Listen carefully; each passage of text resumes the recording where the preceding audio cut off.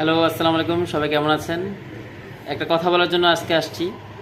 আপনারা অনেকেই ফেসবুকে বলেন, ইমুতে বলেন, টিকটকে বলেন, অনেক কিছু কিন্তু অনলাইনে অর্ডার করেন। আপনারা জানেন যে অনলাইনে বিভিন্ন প্রোডাক্ট অর্ডার করার পরে তারা কিন্তু দুই রকম সিস্টেম রাখে।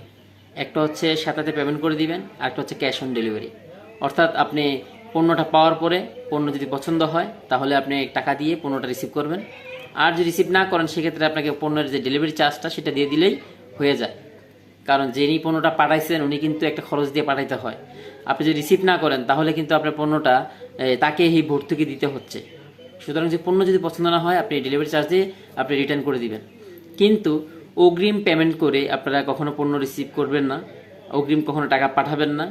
অনেক ফেক আইডি আছে, অনেক ফেক পেজ আছে যারা কি করে অগ্রিম আপনার থেকে একটা পেমেন্ট নিয়ে নেয়, 500, 1000, যা পারে। বাট অগ্রিম যারা পেমেন্ট নেয় তারা আসলে বেশিরভাগ প্রতারক হয়।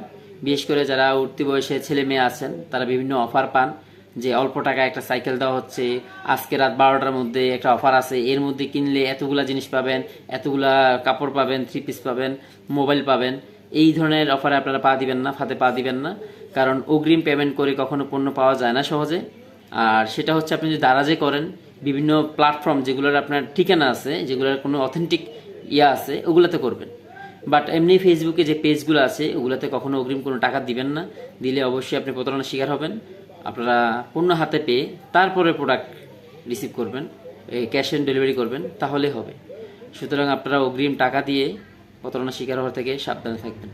সবাইকে আল্লাহ হাফেজ।